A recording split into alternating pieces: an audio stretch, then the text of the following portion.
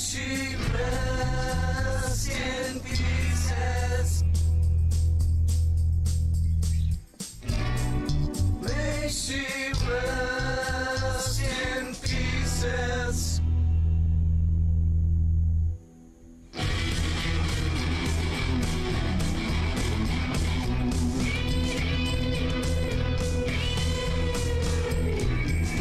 We're not speeding through space, or flying through the Milky Way.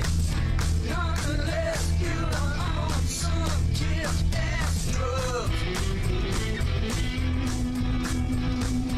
When always blows out, oceans can't curve around a ball. Stars always stay on the same course year after year. Einstein was a turd. Hawking is a fraud. NASA is a hoax. Coriolis is a bunch of bull. Take a look with your own eyes. All right, we are live 7/12/2024. This is One Eye Jack and the Shells, Death to the Ball, Requiem in E minor. We're on the eve of the anniversary of the famous blackouts, the Manhattan blackouts that occurred in 1979 and in 2019 on 7/13, connected to the Son of Sam shootings back then. But the thing we noted when the blackout in 2019 happened was that it was noted by the mainstream media that it was 42 years to the day. It put 42,000 people in the dark, and it started at 42nd Street. And so we noticed this interesting connection between this theme of the number 42 and blackouts. And so we'll probably continue to look at this and other very important and strange numbers. And we're not the ones assigning meaning to any of this stuff. We're just looking at what the MSM does with their various psyops. And it largely seems like it's based in the stars. You know that J.P. Morgan quote, millionaires don't believe in astrology, but billionaires do? Well, the trillionaires use it for sure. And well, beyond trillionaires, the capstone level programmers. And we have a they. You know, people say, well, who's the they? Who's in control? It doesn't really matter with regard to what they look like, where they come from. The they is the programmers. Whoever occupies that position. And the programmed are subject to the programmers. The deprogrammed are very few. You have some who are, I guess, in a way brought into it, but that's not the same as being deprogrammed. You can have someone who's very well aware that they fake all the mass shootings, but they think space is real. We, the deprogrammed, aren't encumbered by any of this. We're not compartmentalized. Our heads aren't in boxes. Joined by Diana South, Oswaldo, Psyops Matter, Gematria 101, Tricky Woo, ExploringAgain.com, Booster Bear, Auto Hoaxer, P-Trippa 103, Elephant Tusks, Copaesthetic, Ryler 05. Elephant Tusk says, Tim, should they remake the show Herman's Head? I'm not familiar with it, but sure. Herman's Head, if you want to post a link, who directed it? Because I might be interested in watching it. I've been looking at various directors and who might be worth mind mapping out from the perspective of these are the newsbenders. These are the metascriptors. These are the ones who are tasked with merging fantasy with reality. People like James Cameron, Stanley Kubrick, obviously one of the greats. We can go through a list of them. And last night we mentioned some of the work from Alan Moore, V for Vendetta, and how it reflects not only right now, Trump as he is right now, but it also reflected in 2020 with the St. Mary's virus thing. Hi, Flozik, HLGGLH, Clockwork 113, Mango Penguins, Frank Murd, Tominoid. Oh, Inside Out Pixar is Herman's Headish. Okay. Anything Pixar is worth looking at. Pixar gives a lot of clues about the number 113. And in Wall-E, and it's even encoded into the Wall-E logo, Wall-E has a lot of interesting facets. It's a retelling of Noah's Ark. It's got Otto, who's like Hell 9000. And it has these other elements related to the number 113 being a code for abandoned ship regarding planet Earth, like a disaster code. And the president puts a mask on. Anyway, we'll look at, again, the movies, the directors, the companies. Pixar's a big one. And it's not even hard to discern. Before I ever knew who Greta was, I started notice. I saw her visage on the news. I hadn't listened to her yet, and I saw at a CVS. I saw one of these shelves just full of dolls that looked like little Gretas, and it was from Frozen. And I thought, okay, this has got to be some way of packaging this Greta character to the youth. And so I looked into it, and sure enough, and it was admitted that Disney's Frozen 2 was certainly pandering to the Greta generation. And the whole story was this Greta looking character is mad at her parents and the older generation because they screwed up the weather in the kingdom of Arendelle or some such. P-Trip by Alec Baldwin manslaughter case dismissed. Yeah, I saw that. I saw that. Some kind of hidden evidence, not quite sure. Now, Helena Hutchins isn't really dead, and Joel Souza didn't really get shot, and Alec Baldwin was a crisis actor. I think this is a big story from a Metascript perspective. The connections between The Hunt for Red October, which had Alec Baldwin but also takes place in Helena Hutchins' hometown, has a lot to do with it. And the chapel where the shooting happened with the 44. And it was Stage Union 44. The 44 is an interesting code in all of this stuff. In fact, I had mentioned the son of Sam. I think they called him Mr. 44. Fun ending to the story, says Booster Bear. Yeah, well, my interest in it was like, what is the bigger message here? And you have this Alec Baldwin, who is the most Trump deranged syndromed person out there. I think they had to bring out Robert De Niro because Baldwin was indisposed, but he would dress up as Trump for SNL. He was the designated Trump character. And someone had asked him, how does this make you feel playing Trump all the time? And he says, I want a meteor to hit the White House. Just an innocuous joke, right? Well, then here he is in this chapel, this 44, and he shoots somebody that happens to have Donald Trump's birthday. Donald Trump's birthday being 6/14, and the person he shoots, 6/14. And I remember noting, it's like, wow, this guy's got Trump derangement syndrome. It's so bad he shoots somebody who has the same birthday. Like it triggered him or something. But more interestingly, his statement about the meteor hitting the White House, I think correlates not only to the shooting, but to what was out at the time in the theaters. It was Don't Look Up. And Don't Look Up in the trailer said that there's this comet that's going to destroy the Earth in 6 months and 14 days. So you have this 6/14 connection, this thing about to destroy the Earth, or the meteor about to hit the White House. So we were looking at this stuff, from a bigger picture, and then you bring in Hunt for Red October, Tom Clancy, who is credited with having predicted 9/11.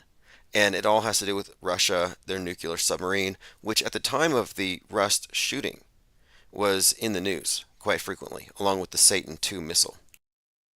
But there's a lot of interesting intrigue about this whole Alec Baldwin shooting.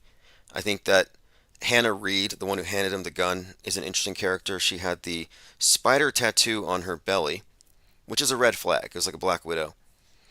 And later, after the entire thing took place, they took down the set, and one of the stagehand workers had his arm infected by a spider bite, and they nearly had to amputate it. So I thought that's got to be some kind of I don't know, almost looks cursed. And there is this thread that would connect Crow Salvation and the shooting on the set to this Rust shooting. There's a person there that kind of connects the two.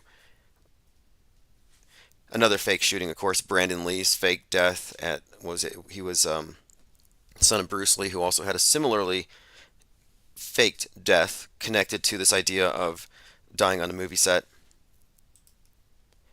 All right, let's see. Ted Stryker says, I hate being late.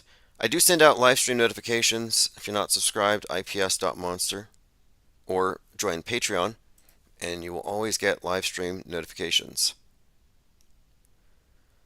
Commenter says, Biden has 0 chance of winning. Oh, the elections are fake, and I'm voting for Biden, by the way. I'm voting for Biden because I know the elections are fake. There's fake as moon landings for all practical purposes. And why would you vote for somebody who believes in moon landings anyway? They have questionable judgment. You can't trust them with the keys. So what I'm saying is I'm voting for Biden because I know it's fake, but opting out is an acceptable position. But there's this tendency in conspiracy realm, the conspiracy theories always tend to gravitate towards the right, and they've all gathered around Trump, especially with Q. So they're all voting for Trump. And I think if Trutherville is marching lockstep with the GOP, I want to make a protest vote against them and how programmed they are. And if they're mad at me for voting for Biden, I'm going to have to ask them, do you think votes matter? Because if so, then we're going to have a talk. All right, let's continue. Joined by King Ravana, let's go. J Diggs, Son of Sam, 44 caliber killer. Yeah, and this was a 44 that was used.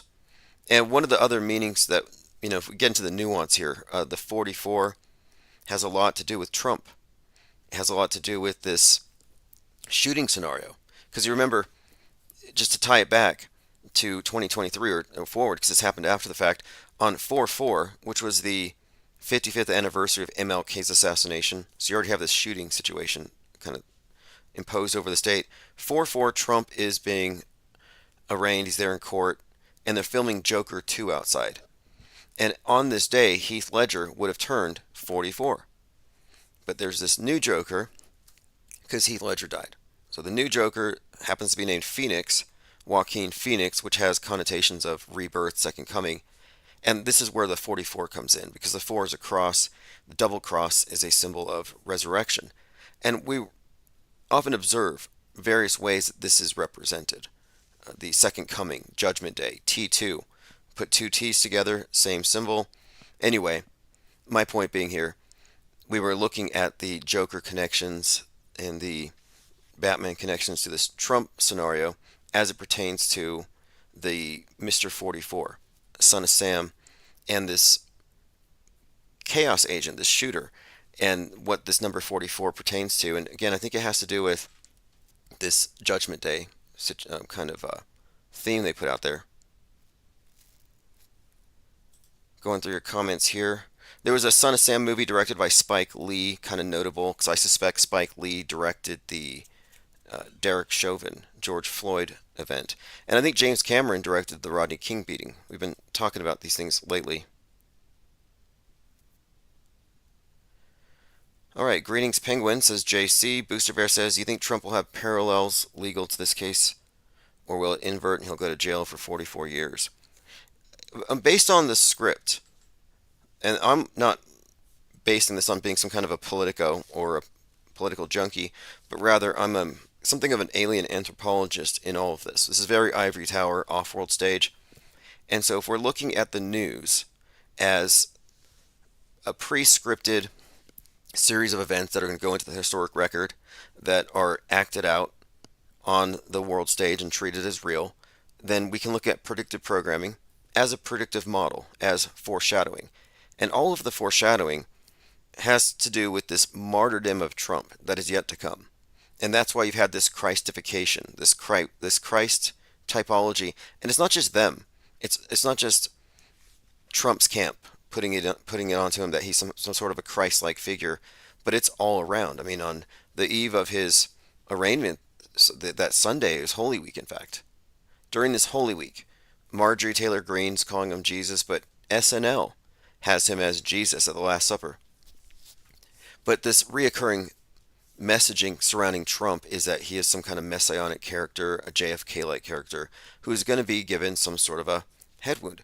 And we've been talking about this for some time because we are PSYOP aware, because we know what predictive programming is. We're not prophets, and we're not cherry picking. We just have a little more awareness. When 2001 rolled around, 9/11 happened, none of us knew what was going on. None of the conspiracy theorists had a clue. We were all programmed. There were no deprogrammed. InfoWars is not deprogrammed. They're part of the program.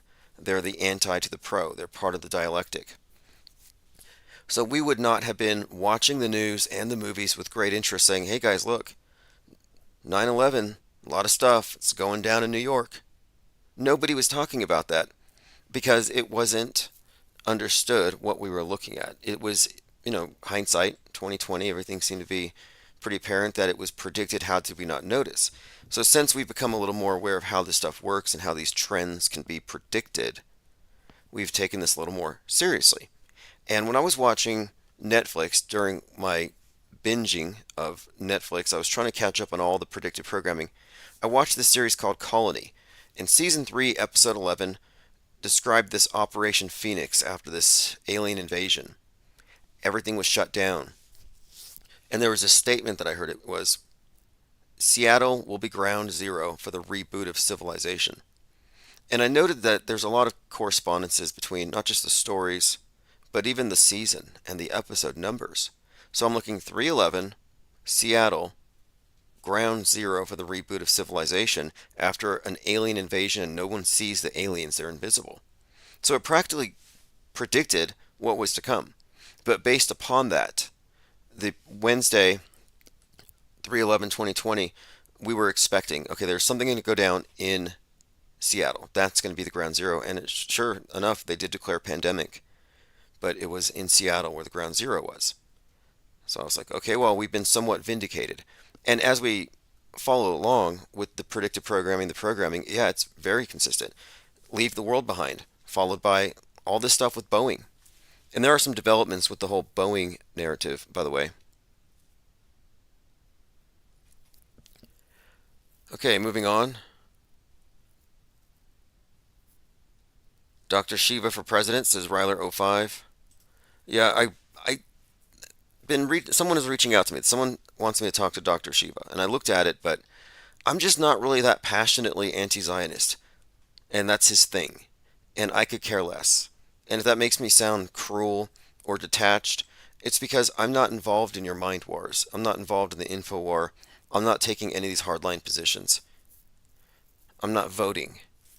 I think if you're voting, you're following a dupe. If you're not duped yourself. And that's not an oversimplification. We are in a world of brainwashed people, and the fact that I've opted out doesn't make me a bad person. It doesn't make me lazy, and there are some truthers who feel like if you're not agitated, you're not paying attention. You're not waking people up. It's like, well, neither are you. You're programming people yourself even deeper. Truthers are infecting one another with nearly incurable mind viruses. And we can do what we can with mind war inoculation. You can lead them, but people have to deprogram on their own. And it's pretty muddy out there. It's pretty bad. It's murky. It's a very murky environment. The fog of Psywar is thick. But we're working on something here. We have a big project coming up. In fact, let me just briefly bring this up since I put a video out about it and I have some comments. We are going to be doing an organized observation of the so-called space station according to what their tracking sites say we should expect to see. But we were talking about this all morning, and we decided that we have to rule out certain classes of evidence. And we realized that all of the transits that we see on these big popular channels are solar transits for a reason. The reason why they use solar and lunar transits, one, to get rid of eyewitnesses, and two, so they can cherry pick. Now they can cherry pick and get some data that fits their model and verifies it in such a way that it's like, well, if it wasn't so, they would not have been able to have made this particular alignment on this night. And then they have multiple observers doing transits in front of the moon, and with the parallax, they're able to say, well, this is this altitude. It's this many kilometers away. It's 250 miles away. So they're able to validate their own model by cherry picking their own transits. And these are transits that you can't see. You have to be looking at it from their particular telescope where they are relative to the moon. So what I'm saying is, what we're doing is different because our observations are going to be eyes only. Not only that, it's not just a little blip going across the moon, like when they fake these lunar transits. I'm going to expect to see the entirety of it. So if the tracking site says it's going to be over your head for 6 minutes, if we don't see a 6-minute video, we reject it. We're going to get all the video that we possibly can, and we're going to assess it. And I do have someone who's a pilot and also has extensive experience in air traffic control who will know immediately if it's an airplane or not. I also have plans to take it by some UFO debunkers because I've come to certain conclusions, or at least in my own mind, I think I know what's going on. But there's this trutherism where they'll say, I don't believe in space stations, but something is up there. And they're using what I call maybe Bigfoot logic. I talked about this yesterday. In fact, I mentioned it this morning. What do Bigfoot, UFOs, and space stations have in common? So let me go ahead and go through this because what I'm elucidating here is what I mean by the new axiom. Autohoaxology axiom 35. Moving lights in the sky are airplanes until proven otherwise. So multiple observers will eliminate what I'm calling maybe Bigfoot claims. Maybe Bigfoot claims refer to ambiguous ones, made by witnesses who claim to have seen something either mundane or supernatural, they can't be sure which. So they're like, well, either I saw a plane or I saw some craft that's so high tech that we can't even fathom what it is. Okay, either something completely normal or something completely batty. Something super. It's like it can't be that big of a gap. It should really be ruling out what's normal and expected first, Occam's razor, before we insert something that is unknown that you can't even describe. So, for example, every time you see a light in the sky, you really can't make the case, I think that's a UFO. No, it might be unidentified to you, but that doesn't qualify it as a UFO. So that's another subject here, UFOs. Who gets to designate it a UFO? Just because I don't know what it is doesn't mean it's an unidentified flying object, because it is being tracked. It's in airspace where it's being monitored. Everything is being tracked to some level. So you can't really say it's unidentified just because you don't know. That becomes an argument from ignorance, from personal ignorance.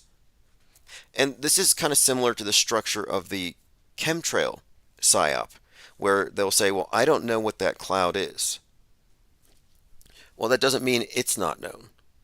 You may be ignoring available evidence and information in order to falsely assert another claim, surreptitiously, dishonestly, which is what I'm asserting here, that the space station itself and belief in it is really the result of manipulation and dishonest, or rather bad claims. I'll say bad claims. Some people aren't dishonest, but they do make bad claims. And we're going to get rid of bad claims. Let me go ahead and open the phone here. And wait, one more thing before I take this phone call. If, and this is what's going to make or break it, as far as whether or not there's a space station or not. If it really is 300 miles up, we're going to know. If it's not, we're going to know. And if we can't find that this thing is the height they say it is, the altitude they say it is with multiple observers, then we're going to have to say that well, we'll see. I don't want to jump the gun here, but we're going to make it very clear by the end of this night that no one's going to be able to walk away ambiguous. We're going to have an answer. And our answer is going to be, who knows? I'm open. I'm open to it being a space station. I'd like to have my mind blown. I'd like to see something I haven't seen, but I don't have my hopes up. All right, let me go ahead and open phones here. We had some issues last night, but I fixed them. There's a gremlin. Hey, what's up, caller? Can you hear me Can okay? you hear me this time? Loud and clear. Hello? Yes. Okay, so you can hear me. Good. All right, this is Jurassic, man. Oh, what's up, Jurassic?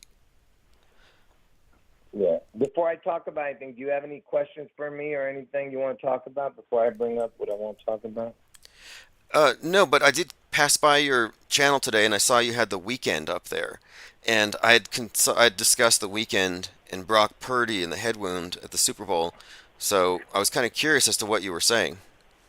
But no, what is the news? Oh, yeah, I put out, yeah, about the head wound. I put this out back in, right when he had the head, when he was wearing the stupid bandages on his head, that dummy head wound. That dummy the weekend. Yeah, absolutely. Okay, that's the one. Okay, yeah, it was back in November of 2020 when he first was doing it, and I had put out the video connecting it to Trump's head wound. This was on my channel that got terminated. Then I redid the video a few times over the years, the connection. So what is your take on why he was wearing the bandages? Well, my breakdown was, for people who don't know, The Weeknd came out doing this really bizarre performance art piece at the Super Bowl where he had this bandage on his head and he was surrounded by clones.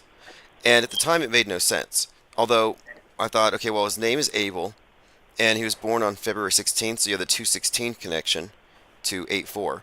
But Abel and head wound go hand in hand. Then, at this last Super Bowl, we had Brock Purdy, BP 216, who was compared to Lee Harvey Oswald. So now we have a connection between head wound and this sniper, both pertaining to Super Bowls. So I was looking at it from that context. So he's obviously some kind of propaganda prop carrying this icon, this image, this bloody head wound thing around. And beyond that, though, I think that's where I left it. So what else is there that you've seen? Well, okay, so let me tell you the connection about the weekend, why he wore those bandages. Because see, it's all about Trump getting his head wound and the comeback, okay? And let me just first start with this. So you know that Trump was born on 6/14. The weekend he was born in area code 416, which is Toronto, Canada. And 416 is kind of the same numbers as 6/14, right? Same stupid numbers, but Okay. twisted. And Trump's born on 6/14. 6 times 14 equals 84, because Trump's going to get his head wound on 8/4, right? And August 4th is the 217th day of the year, right? And the weekend he's born on 2/16, like you said, right? And I told you that Trump is connected to the Elvis, and of course Elvis Aaron Presley, his full name equals 216. And the reason he's going around wearing that stupid bandages, before I give you any other connections, because right now you're probably thinking, well, I don't see anything important. Okay, well, Abel, like you said, the Abe connects to the Lincoln, connects to the head, connects to an assassination, right? Right. And Abel. Uh-huh. right, and his real name is Abel McConan Tesfaye, which in gematria, the forward numbers on a calculator, it would equal 185.68, and Donald John Trump equals 185.68. So half of the full numbers in gematria equals the same as Donald John Trump. So that's a big connection. You have to see the calculator to understand what I'm saying, but it equals the same as numbers, half of it, I'm saying. Okay, now as far as And new developments, though, because we're less than a month from 8-4, and I've been pointing out to a lot of people here that we are at the point where it's beyond vindication. It's reiterated consistently by even mass media sources that I've already talked about many times. So what do you see as the next thing? What is the next development? Well, no, I just wanted to make sure people understood that this is something they've been planning for this whole time. But let me just real quick tell you this last part. So I told you it's all about why he wore the bandages. The bandages, because the word bandages equals the word comeback in gematria, exactly the same, every single number. And the weekend, the way he spells his name, he spells it without the third E. He spells it WEEKND. He takes out the E. The way he spells it, the weekend equals exactly the words head wound. Same exact numbers. So you have the weekend equaling head wound, and you have bandages equaling comeback. And stupid Trump wrote a book called the Art of the Comeback. Right, right. The Art of the Comeback. That's correct. Forgot about that. Yeah, and the first time that people saw the weekend in public with his bandages, full-on bandages, because before that he was just wearing like a little bit of a nose bandage, but he came on full bandages over his head and everything, was at the American Music Awards. And that was the 48th American Music Awards, which is like the 8-4 backwards, 4884, right? Is it the one where he was carrying the black? What day that He was carrying like a black pyramid thing in his hands. Is that the one? Oh wow, I don't remember now. I don't remember what he was carrying. I'll pull it up. I'll pull it up on the screen for you. But yeah, go ahead. Yeah, and the guess what the date was for that event? I'll give you a hint. It was in November. I see it here. Go ahead and tell me or tell us because Yeah. I just Yeah. put them up No, on the screen. November 22nd. That's November 22nd. JFK's death date. You see? 11/22. Okay, yep, I see it. 11/20. So 11/22, JFK's death date. The weekend comes out with this head wound bandage thing, and the bandage comeback both correlate as far as their numerical value. Bandage Yeah. The comeback and weekend head equals wound. head. Yeah. Interesting. The Oh, by the weekend way, equals head. Bandages equals comeback. he's got a video called Save Your Tears, which is just replete with Stanley Kubrick references. Like it's basically Eyes Wide Shut. So you have a Kubrick reference, and he directed the JFK assassination, in my opinion. But you have the weekend at a Kubrick-like party, and he ends the video by putting a gun to his head. He pulls the trigger, and everybody's screaming, and then they all applause because it was a fake shooting. It's called Save Your Wow. Tears. Okay. I never seen that. Yeah, Save Your Wow. Tears No, is I I think it's a saw hint that. about the fake head wound. Yeah, and you were talking about the Super Bowl. You know that before I tell you, the word Satan equals 55, and he was at the 55th Super Bowl that stupid weekend with the head wound because the Antichrist is going to get a head wound. So Satan was equals 55, and he had the head wound because that's what he was dressed like with that stupid bandages, right? At the Super Bowl too.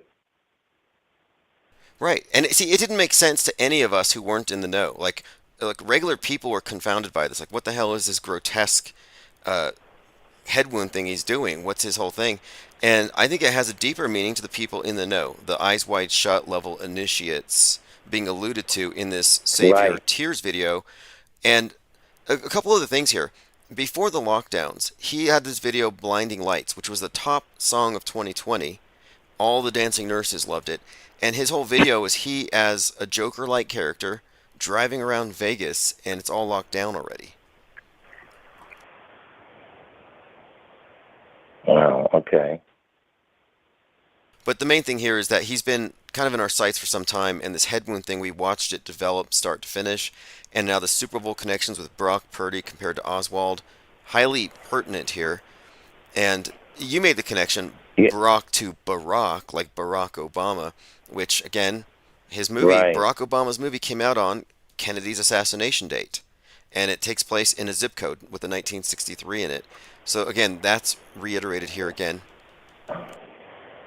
Yeah. And well, let me just finish with the Super Bowl thing, and then I'll be done. So he was at the 55th Super Bowl. Satan equals 55, and he's wearing the head wound because the Antichrist is going to get a head wound, right? So, and it's of course connected to Trump. And I told you everything connected to Trump connects to Elvis. First of all, Trump, during 9/11, he was 55 years old. So he had the number of Satan at that time also. And he's going to get his head wound on August 4th, Trump. And August 4th is Obama's birthday. And in 2016, when Trump was elected, and in 2017 when he became president, 2/16/217 is just like August 4th because August 4th is the 2/16/217 day of the year. So when he got elected, Obama was 55 years old, and Trump was 70 that year. Okay? Okay. The year he got elected and the year he became, yeah. And when he became president, he was 70. He still was 70 when he became president. So he was elected at 70, became president at 70. And if you add up all the numbers between 70 and 70, because he's 78 now, 70 through 78, if you add up all those numbers between 70 through 78, it equals 666. Interesting. Okay, 666, by the way, 216, which is 84, or his birthday, 216, is 6 cubed. So there's a triple six built into this whole narrative. And also Right. the Phoenix, because that's the number that Pythagoras claims, 216, is the Phoenix cycle, the rebirth cycle. So you have rebirth, comeback, Phoenix, all correlated with this. And I have a comment from Brandon MDM in here who says, The Weeknd had Satan flashing on the giant screens during his tour. And one more thing to add to that with the 55 and Satan connection, Trump was arrested and compared to Christ on 4/4, which was the 55th anniversary of MLK's assassination. And the number 55 had a lot Wow, of that's significance that entire year. In fact, it was the 55th Q drop that says the first arrest will shock the world. The storm is coming. So the number 55 was all over the Trump wow. arrest last year. Well, yeah. So let me just finish with the Super Bowl thing. So he was at the 55th Super Bowl, stupid weekend. 55th Super Bowl with the head wound. The Antichrist gonna get the head wound. So he was. Obama was 55 years old when Trump was elected and became president, and Trump's gonna get his head wound on Obama's birthday, who's born on 217th day of the year, and Obama was 55. Trump was 55 during 9/11, and the year that the Weeknd was born, Elvis was 55 years old. So he was literally Satan right there. He was 55 years old, and that year at the Super Bowl, it was the 24th Super Bowl, and before I tell you what the score was, Satan equals 55, and its reduced number is 10 because 5 plus 5 is 10. So 55 and reduced is 10. So 55-10 would be Satan's numbers. And the score of that Super Bowl, when Elvis was 55, it was 55-10. That was the only time in history of Super Bowl. And it equaled Satan, and that was the year Elvis turned 55. This is fascinating. So let me just reiterate what I was bringing up, because it was the 55th year of MLK's death, right? And Trump was compared to Moses, and MLK was compared to Moses.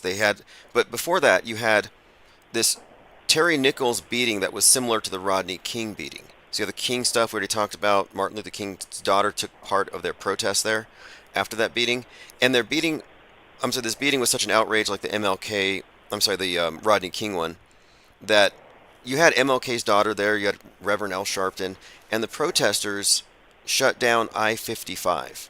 So they shut down I-55 for Terry Nichols. And then a few days later, they said a chunk of the sun was going to fall off from the 55th latitude. Then I see the storm, Q drop 55, and Trump going in on the 55th anniversary of MLK, and then Jamie Foxx, whose name has the FOXX, which is another code here. Jamie Foxx was 55 when he died and then came back to life on the movie set. So you have another death, resurrection, and Jamie Foxx was heavily connected to the BLM movement at its inception with Trayvon Martin. So anyway, last year it was all about 55, death and resurrection, martyrs, and all that. Yeah. It's hard to concentrate because I was looking at the chat because you were saying, you were talking about somebody saying something in the chat. I was looking at it. By the way, I know it doesn't, listen, I could care less, but I'm just going to say this for them. First of all, I would never tell you to ban anybody, but to the viewers who are mocking me, believe me, you're going to bite your tongues off and burn in hell when you finally realize what you're saying. You pieces of trash. Okay. Anyway, no, I understand. Look, yeah, there's a lot of critics, but low information critics or low information non-believers aren't all that relevant here.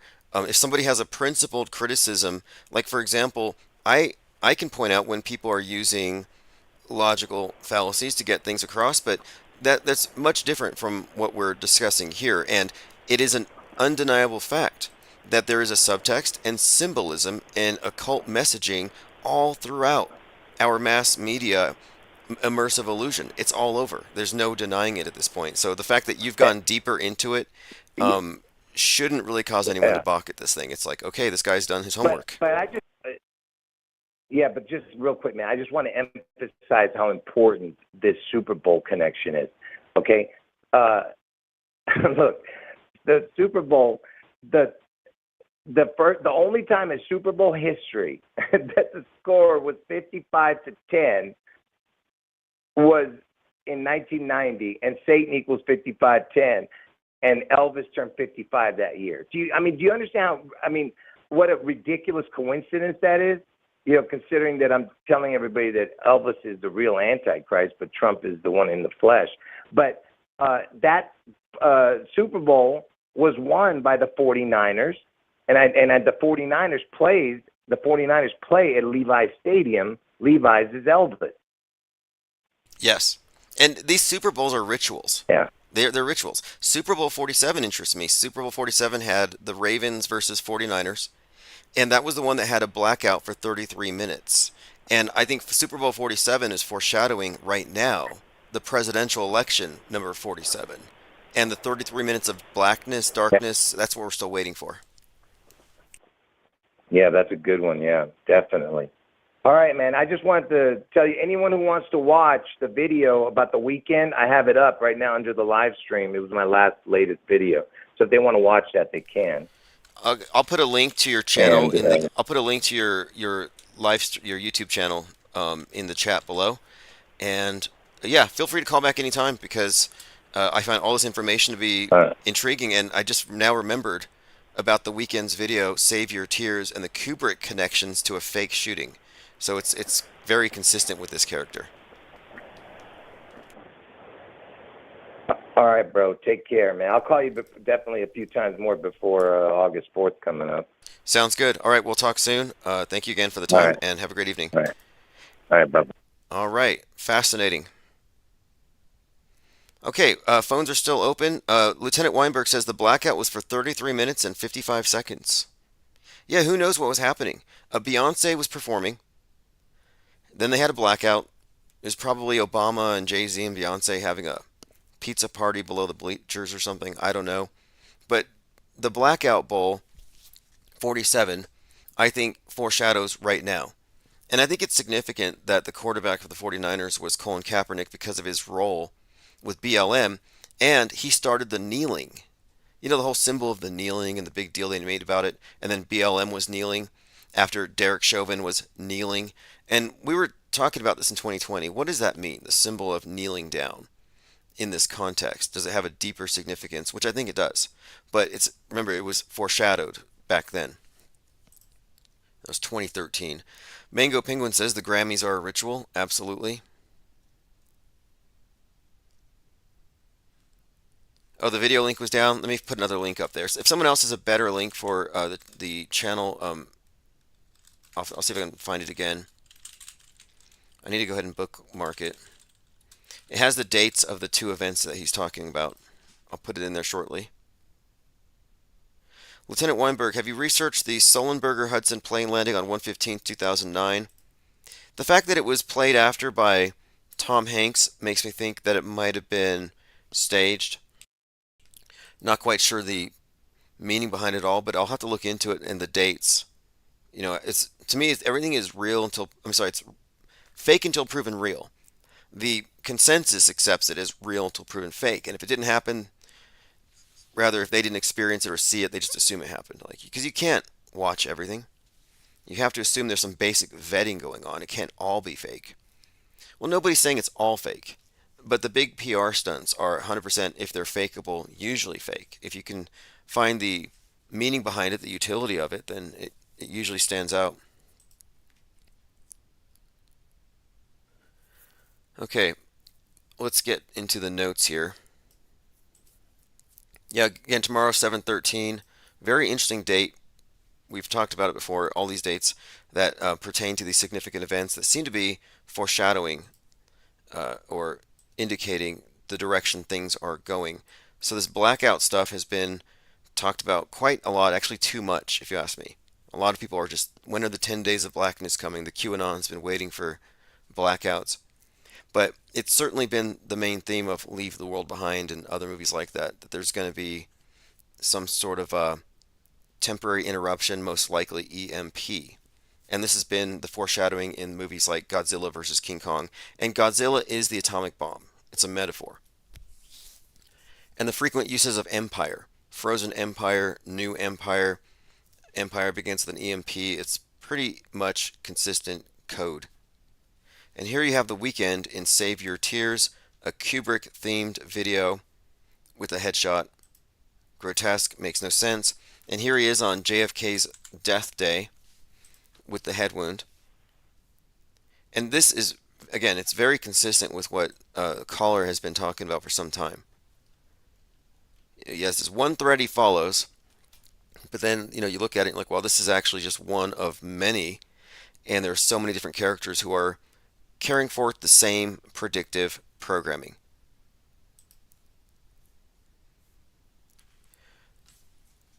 Okay, let's continue here.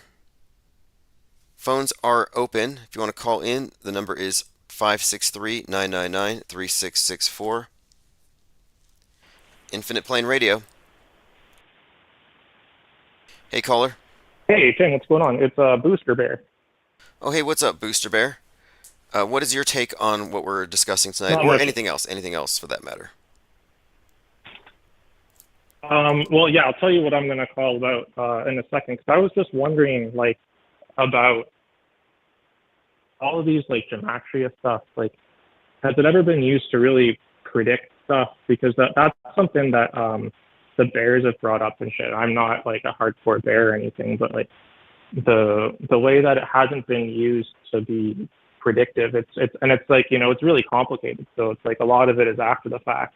You kind of figure it out. But, like, it's hard for me to follow with the previous caller. You guys are moving fast. But, like, Right. Okay. just Okay. kind of wondering what you think about that. No, you cannot use gematria to predict future events. And what you'll find, and this is huge on Twitter, is people will use these number calculations between dates and words, and they will make claims. And I investigated this after the Super Bowl when all these different prophets were wrong. And I determined this is the result of the Texas sharpshooter fallacy, where you come up with a lot of right answers, and then you just circle a group of them, and it makes it look like you're a sharpshooter because you've just shot so many that you just find a tight group. But you don't look at the ones where you didn't get it right. So it's a way of falsely appearing to be able to predict future events. But what we're doing is we're more or less deciphering messages within the subtext in the big media picture here. So, for example, 9/11, there's a whole body of predictive programming in comic books, movies, in novels, and clearly these artists weren't connected. So there's some overarching story they're all adhering to. But we're looking at not just numbers, but also names, dates, birth dates, all sorts of ways that seem to be indicating a scripted storyline, a narrative.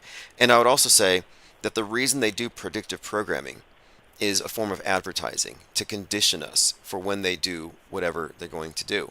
And what Caller has been focused on has been the body of predictive programming leading us to some kind of significant calamity involving Seattle and Donald Trump.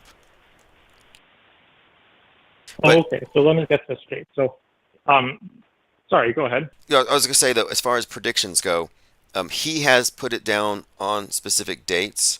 And if you think about it, it's not entirely inconsistent because the dates during which the biggest PSYOP events occur tend to be very significant, and in retrospect, they should be predictable. But anyway, but I understand how it sounds from someone who is Yeah, not versed I in it. agree. Like, I see that as well with the dates being significant, certain things going on, like, the whole 3/11 and 9/11, et cetera, right? Let me get this straight. So, like, what the caller was doing and what I think maybe the more intelligent way to go about it is, too, is that you try and tap into the pre-program, to try to get a trajectory almost of how things are looking. Yeah. And then you'll never really know till it happens, but then, you'll almost have a body of work following you into whatever calamity or something that you can reference because you've built a body of research essentially associated with it. Yeah, and for example, I picked up on this theme of space junk being introduced into the collective psyche. And at first, there were no real examples that we could point to. And then I noticed more and more movies, especially on Netflix, would feature infrastructure falling from the sky. And now it's been normalized to the point where there's a family in Florida suing NASA for $90,000 because of space junk. SpaceX junk is landing in farms in North Carolina. I've seen that too. And so I'm like, the thing is, I was predicting it based on what they were inserting into the news, that we would see the advent of space junk as a thing. And interestingly, one of the big chunks of space junk that I made a point to talk about, it was on 3/11/2021, the pandemic anniversary. And I said, this is an indication that the next big thing that's going to cause a ubiquitous problem is going to likely be space junk, whether it's space wars or some kind of accident in space that causes cascading Kessler syndrome, where they all fall. But having said that, this recent piece of space junk that hit the home in Florida fell on that date. It was that particular pellet of junk that I referenced as being a key indicator that we're entering the age of space junk. And quite literally, that piece of space junk I Interesting. reference hit this house. So yeah, you can use it as a predictive model as you would in literature. This is like it's a script in my opinion. Right. Okay. So then the thing that people kind of freak out about is then they immediately want to know what, and they jump to too many conclusions, and they kind of freak out about like the bigger picture, which is not what we're emphasizing. Right. What I have noted though is that there does seem to be a trajectory, and you can see it most pronounced in the space program. If there's any case to be made for scripted history being implemented on the world stage, if space is fake, then everything they're playing is essentially a story that they've written in advance that represents man transitioning into the space age. So I'm looking at this as it's a work in progress. They're directing society and they're transitioning us into progressive utopianism away from trad right values, away from individualism into Right. Right. it's a big transformation of society at large, and they're doing it through what I consider to be the state church, which is mass media. Right. And it's like if you try to look at it from that perspective as well, it's like not every event has to be significant. But if you believe in like a greater evil, if you know quantum of conscience, you say it's the not nilth or Satan or something like that. It's like it's going to be baked in because that level of complexity to even tie in these numbers into things that aren't very significant, but they're associated nonetheless. That level of complexity is not actually difficult for some other evil entity that is playing this out. No, it's really not. And I don't separate media from magic. And when I say magic, there's Exactly. Yeah. stage magic, which is sleight of hand and misdirection. And then there's the ritual magic, which I call sleight of mind. And there's kind of a mix between the two where you get into logical fallacies and the art of lying to the masses and propaganda. But there is a point where magic, in the sense that it's been used traditionally, is connected to all of this. That's why we look at these bizarre rituals at the Super Bowl and otherwise. These are part of the entire, it's intrinsic, it's systemic, it's actually part of the core. And it's most clear with NASA. I mean, even Candace Owen, very mainstream characters, come out saying that NASA, from its very beginning, was full of paganism and Satanism, and that's true. It is true. But NASA is, if you ask me, it's Mystery Babylon dressed up with science fiction. So she was absolutely correct in that. I'm like, that's kind of not even hard to find. Yeah, it's like how does a metaphysical evil manifest physically, essentially, right? And it's like I'll give you an example in my life where I'm a truck mechanic. So I deal with a lot of like low vibrational driver types that do drugs. They're kind of shitty, kind of crazy people, and they're not necessarily mean, but I think that there's a lot of demons on them, essentially, if you believe in that kind of thing, or bad karma, whatever you want to think. And I'm getting out of this one guy's truck, and this guy in particular as well does a lot of drugs. Isn't necessarily a bad guy, but he's kind of like, maybe not a good father, maybe not a good husband and stuff. And I can clearly see on him that I don't know if you remember the whole goblin face. I don't know what university was making that claim, but like where people are seeing people's faces distort essentially. Yes. Well, he's got it a little bit. But so and I can see that kind of thing. My wife can see it more. But that's a long story. And like, so I saw it on him for the first time. I was like, whoa, that's nuts. So, there's something going on with him. He's cooking something. And I get out of his truck. And this is the only truck that I've done this in like over a year. But I accidentally step out of the truck on the cab, right? And it's one of like the big trucks, right? There's steps on it.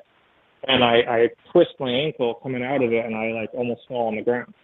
And it's just a little thing, but it's like that's his truck. There's some kind of wickedness going on about it, And it's like little stupid things like that, where you say, is that just random, or is that, the frequency of that vehicle that he's in? It's like a Interesting. mundane thing, but it makes you wonder. No, it's not necessarily a mundane thing. I think what you're I mean I'm not a superstitious person. I'm very much an objectivist in most ways, but I do have a personal belief that there is some kind of perpetual light versus dark thing happening, and that I don't know if it's half and half. I don't know how it works, but I know that a lot of people are neutral, gray.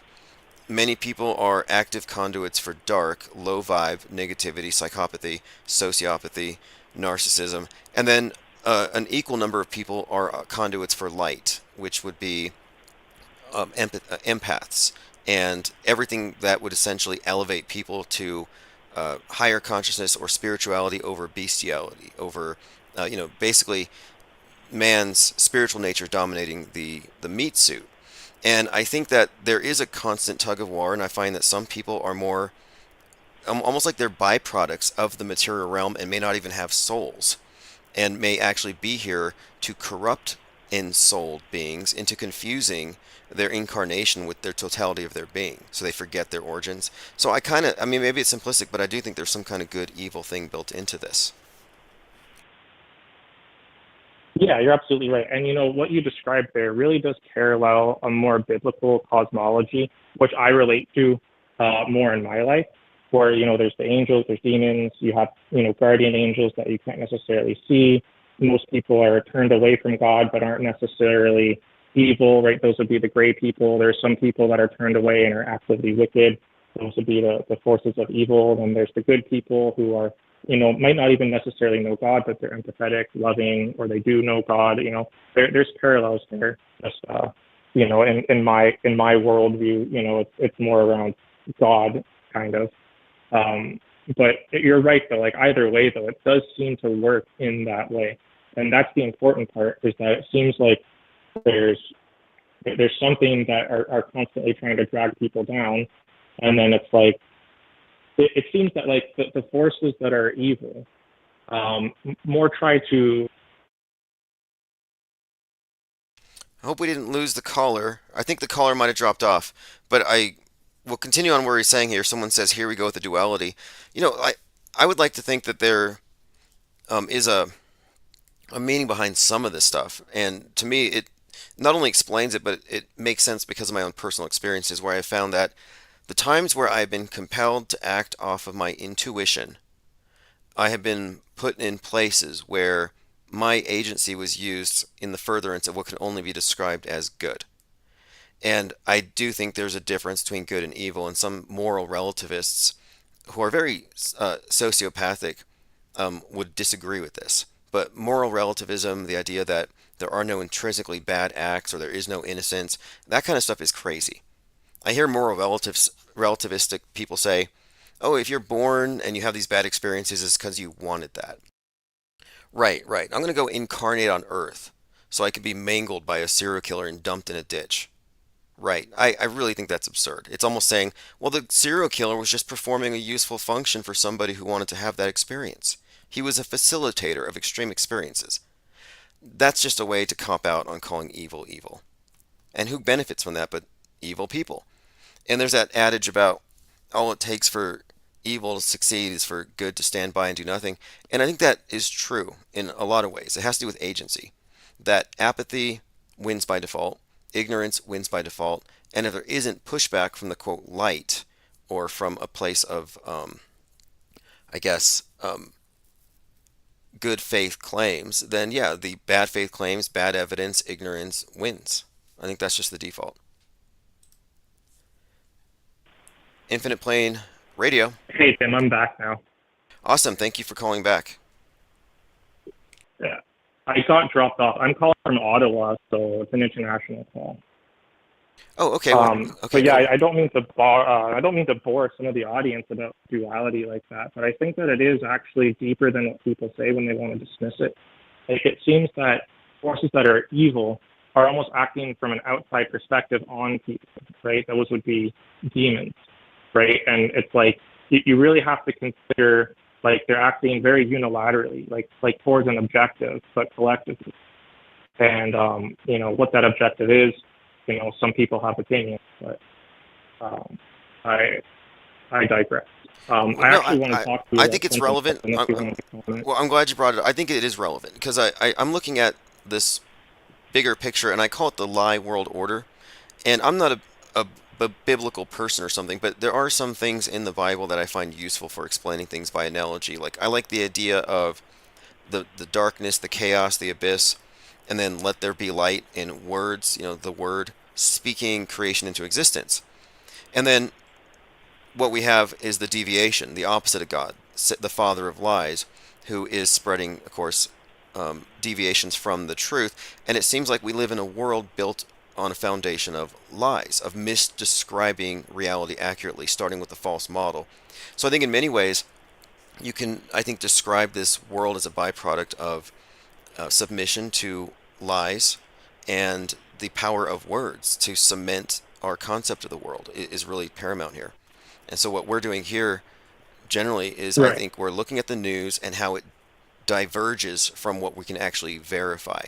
And so to me, I'm like, yeah, this world's built on lies and it makes liars out of everybody. The tell lie vision, kind of a cliche, but the mainstream believers are a bunch of liars.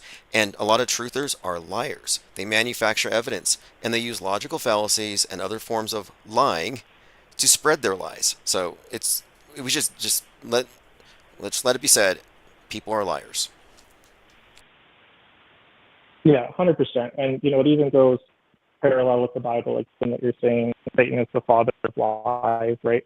And it just, people get kind of tripped up about how, the only real difference is that Christians believe that the point of all of it is to draw you away from God, right? Draw you away from that relationship because that is paramount in that belief. But, then you can just replace God with anything else that you deem good, or if you just want morally ambiguous good, then that's another claim. But I was actually wondering if we could talk about vaccines, and I know that's another No, topic no, that I don't. maybe Unless you're an activist and an advocate for it, um, I mean, no. you'd be preaching to the choir here. Like you wouldn't be saying anything that we've already heard. But no, I would just say this: the whole introduction of this topic was to give to the godless left a comparable concept of sin that they can be saved from, that the other side carries, Okay. that their priesthood can cure with their injectable Eucharist. I think it's purely a construct, and the agenda itself it's just cancer for the channels. You talk about it, and they will delete you. Oh shoot. Okay. The only reason why is because I'm having a child soon, Well, I so got I'm another kind of caller. having Thank you very much, to make. though. That was awesome. Appreciate the call. Don't want to hear about your personal medical decisions. Infinite Plane Radio. Hey, caller. Oh, hi. Is this hello? Yeah, thank you for holding. Oh, hey, Tim. It's Pete Trippa. How are we doing tonight? Excellent. We're talking about uh, demons, good and evil, and other such things. What's happening over there? Nice. What topic did you want to get into? Well, if it's open phones for open minds, there's a Manhattan Project anniversary tomorrow, where actually it's in your neighborhood in New Mexico. July 13th, 1945, the first atomic bomb was arrived partially assembled to the Trinity site at Alamogordo bombing range. And I just thought it was really interesting because July 13th, it was Friday the 13th, and it was there's a Trinity, word in it. So, hey, not really much for tonight, but it was a cool little history, story. I actually outlined a little bit more of it in the Gilded just a little while ago. Oh, So I'll take a look because people, check it out later. I Yeah. recently went to the Atomic Museum here in town, and it's just down the street from me. And they have a model of Right. the Manhattan Project's gadget and the tower, and they have artifacts from the Trinity site, including an American flag that looks singed, which is just from age. But yeah, I went over there and I checked it out. I didn't know the 713 date was part of it, and that is interesting to me for a few reasons. But The whole Manhattan Project, Oppenheimer, Christopher Nolan, it's just loaded with symbolism. So that's just another data point there. 7/13 anniversary date to notice.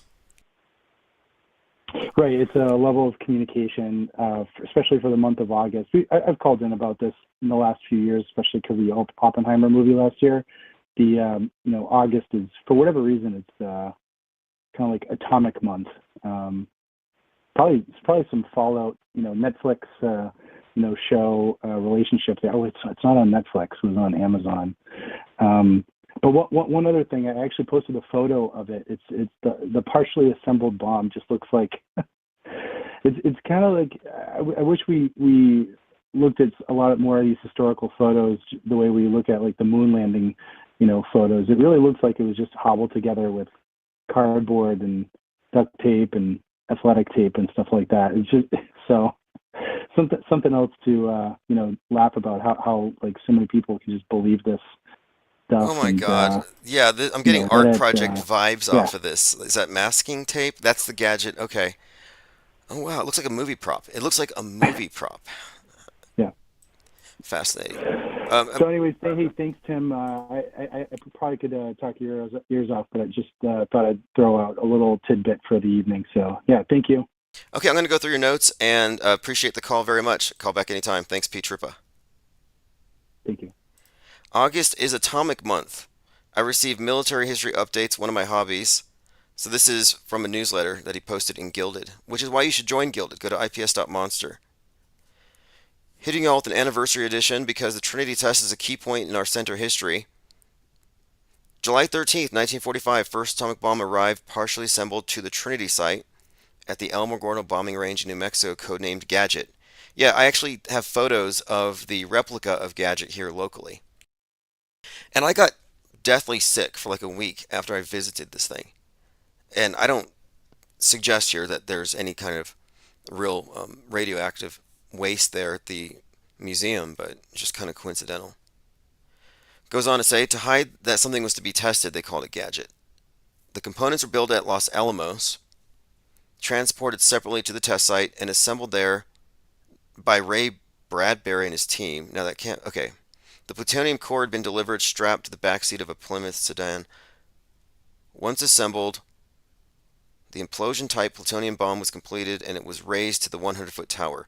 So here in Albuquerque, they have a tower where they have it raised, and you can look and kind of see what it looks like. And to me, it's an obelisk, which is a symbol of the earth god they worship and probably the more important part of the symbol. The test scheduled for 3 days later on 16 July 1945 was delayed until 5:30 a.m. Now, I read somewhere that they blasted it at 5:29 a.m. 7/16/1945. And the reason why that distinction would matter is here we go. July 16th, 1945, 5:30 a.m. Again, I've seen some at 5:29. But 7/16, here we go, at exactly 5:29 and 45 seconds on 7/16. 7/16 is a hugely important date in Stanley Kubrick's movies, in his propaganda. For example, Apollo 11 launches on 7/16. JFK Jr. dies on 7/16. Eyes Wide Shut released on 7/16. Lots of Kubrick connections with his movie releases and Kennedy deaths.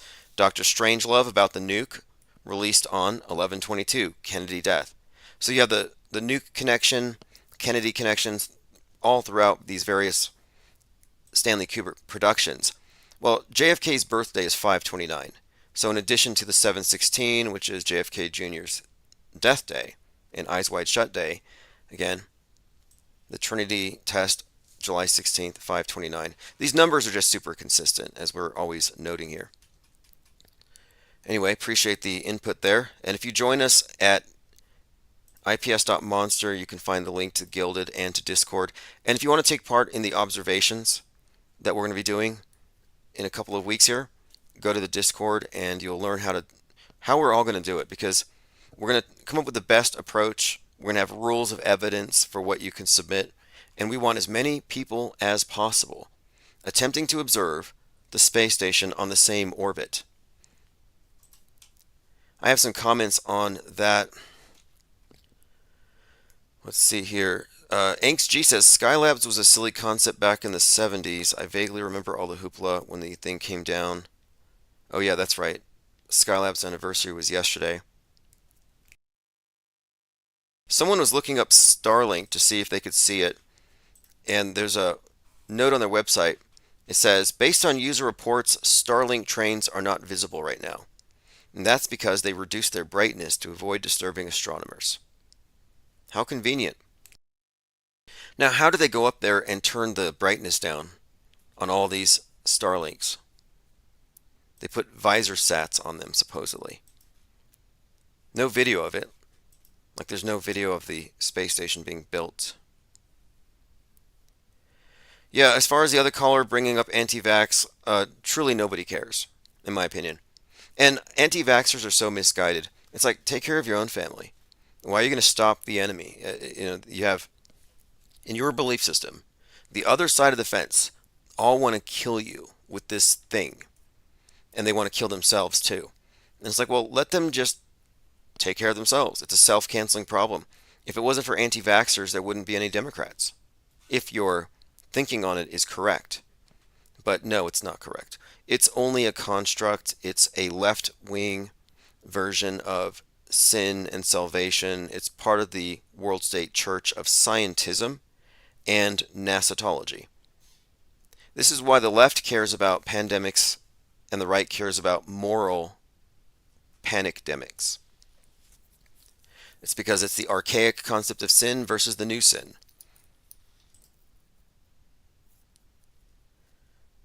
All right, Kevin Mooring says, these flat earthers show curve with P500 cameras. How come no detailed pics of the ISS? Oh, wait, please reword that.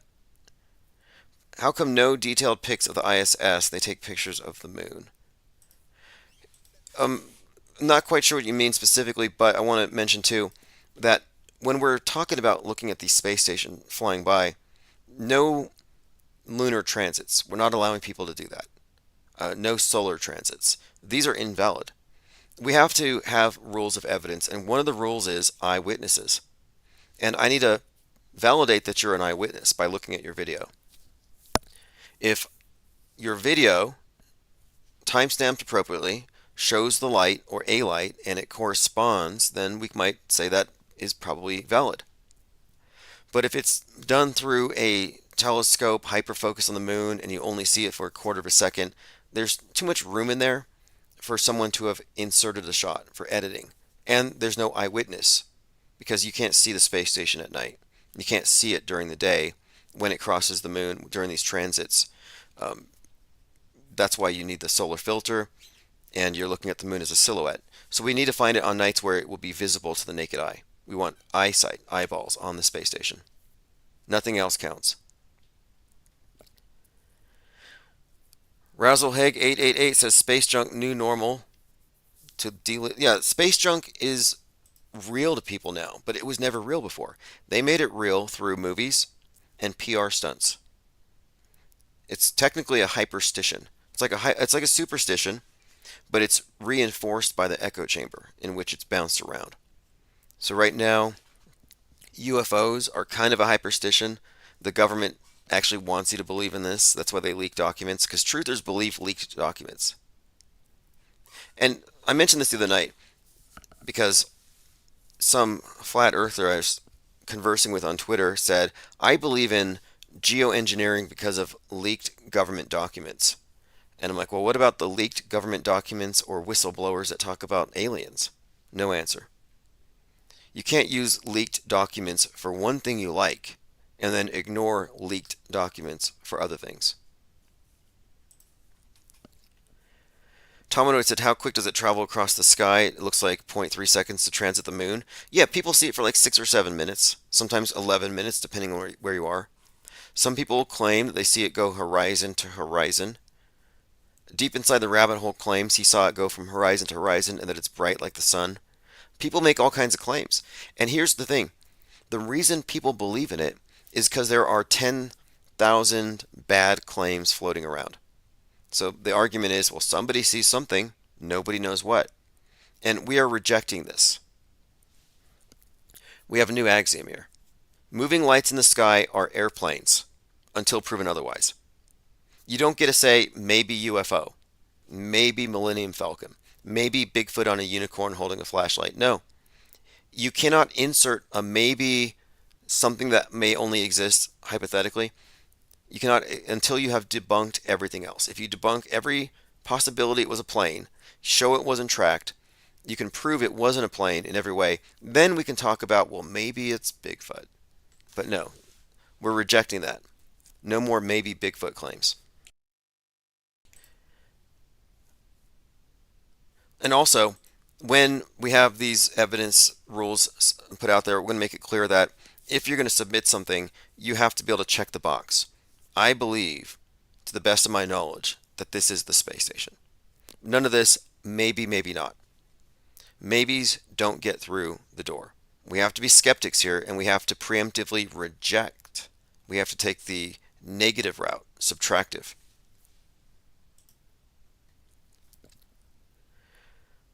All right, moving on. Space junk anxiety, says Diana South. Yeah, mental anguish. If you have mental anguish from space junk, you can sue NASA for $90,000. It's been done. We should do a class action lawsuit. If you're in the Infinite Plane Society and you feel like you have a lot of mental anxiety and climate angst and perhaps even a fear of planet killer asteroids, we could probably sue NASA. And there's enough money there to pay everyone. Look at the billions and billions of dollars they've thrown into that. What is it? Maybe it is. There is a black hole. I mean, they're not showing us any value for the money we've given them. Science fiction, bad science fiction, special effects that look like they were produced in 2010. The space station is not aging well. So where's all the money going? Like maybe there is a black hole. It's the one thing that's not fake. And they're trying to plug it up with money until they can figure something else out. Razel Haig 888 says consensus reality was always post facto. Well, here's the major philosophical crisis of our time. Imagine if everyone in the world had their nose buried in, and I don't want to pick on any particular cult, but we'll say Scientology. Let's say everyone in the world picked up Scientology, and now their entire worldview is filtered through that. That becomes their reality filter, and it shapes how they see everything in the world. That filter that everyone shares creates this, collective shared experience, fictional universe, you could say, shared frame of reference. But the philosophical crisis of our time is that we're not consciously aware that we've joined a dumb cult, because the ubiquitous cult handbook is the screen. It's the ubiquitous screen controlled by not just, when I say media, it's media writ large. It's all media globally, including entertainment, the political psyop operas, the political theater, as well as the space stuff and all the fake news. So it's a monolithic worldview shaping entity that we all have our faces pressed into. That is our Bible. That screen is the Bible. So we are all part of the cult of Nasatology. But unlike normal cults where you're aware you're joining it, we were born into this one. The default is they put you against the screen. So you were programmed from the beginning. You didn't know you were joining a cult. So this is a bit of cult deprogramming. The second issue here is that the people who figure out that, hey, this screen is lying to me, what do? They look for more answers. And there are more answers supplied by the people who program what you see on the screen. They call these conspiracy theories. And the conspiracy theories take you deeper into the programming. They don't take you out of the program. That's why Alex Jones is constantly whimpering about World War III. He's constantly ranting and raving about how insecure he is. They're going to take our guns. It's always about to end. Why is that? It's because he's having a nightmare. There's the dream world for the normies and the nightmare version for the wokesters and the truthers. If you want to wake up, you have to deprogram. You don't go deeper into the box. You have to step back from the screen. I advise 6 feet. I just suggest, as a general rule of thumb, 6 feet away from the nearest screen. And what I mean by that, it's just, figuratively speaking, you have to have a suspension of judgment before you believe anything on the screen. Don't just automatically absorb it like your face is pressed up against it, like it's a window to the world, but rather recognize it for the filter that it is. And whose filter? The programmers. This is the worldview they want you to have. You're looking through the lens finder of Big Brother when you're looking at the screen, no matter what you're watching. And no matter what you're watching, you could be watching the news and you see angry leftists marching because of the Roe v. Wade being overturned. And you're like, well, this sucks. Too much drama. I'm going to watch House of the Dragon on HBO. So you turn on House of the Dragon, and what do you see? The queen died in childbirth because the barbaric men need a male to perpetuate the kingdom, and even though she's the most powerful woman in the kingdom, she's still just a woman. She's a broodmare for the state, so she dies in a botched attempt to save her life while saving the baby. So in other words, you can't escape the messaging. It's so ubiquitous. We call this concurrent programming. Predictive programming is what comes before. Concurrent programming happens at the same exact time. Like you're watching the news about a school shooting, and then you turn on Netflix, there's a school shooting. You watch Waco, American Apocalypse on Netflix. The next day, Trump kicks off his campaign in Waco and calls it the apocalypse. And we have numerous examples of concurrent programming, which weigh more heavily to me than predictive programming as evidence of news bending and reality scripting. And this whole thing is rigged. Ryler05 says maybe a helicopter. Right. Well, the axiom says it's a plane. If you see a light in the sky, it's a plane until proven otherwise. The until proven otherwise could be you hear the helicopter.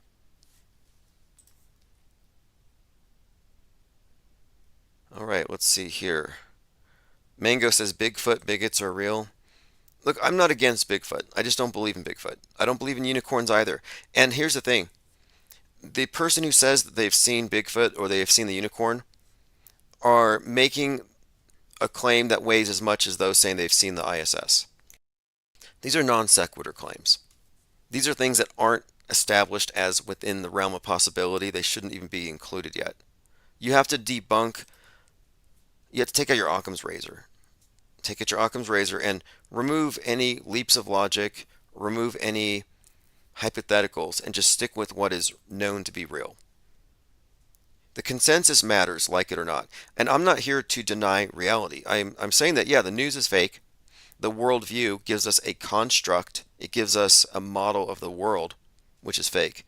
But objective reality is real. The reason the programmers give you a false version is to disabuse you of any desire to own or control the real world. They want to take you out of it. Get out of the meatverse, get into the metaverse. Notice all the different movies on Netflix and science fiction films about digitally transcending, uploading your consciousness into a better place, opting into your matrix pod. That's pretty much what they're programming people for. And the thing is, there's a morality attached to it. Because if you're going into a matrix pod and choosing the metaverse over meatverse, guess what? You're saving Gaia. And you're saving the poor. Because climate change disproportionately affects the poor of the world. In fact, there are many pundits out there who say that it's sort of like rich white people are essentially an affliction because climate change affects blacks, people of color, third world countries more than where the people who are actually doing all the damage live. So they're just unaware of how much damage they're doing because everyone else is being hit with it. This is one of their long-term narratives that we heard for some time. So if you opt out of driving a big truck and traveling and flying, if you opt out of living, if you cut back on breathing even, yeah, they'll more or less, you're ascending a moral high ground. Like if you really believe the science, you believe we are in the end times. Think about that. If you don't believe we are in the end times, you don't believe the science. If you truly believe the science, you wouldn't drive a car. You wouldn't have an iPhone. You would be locked down. How is that not ascetic? How is that not like monks, living away from the world with the flesh, the temptations, the corruption of the soul? No, you can opt out, be an escapist. And that's what I'm suggesting here is that the Ready Player One Steven Spielberg movie explains what they're going to do, I think. They're going to create a more attractive substitute for the real thing, where people are going to opt into the Matrix.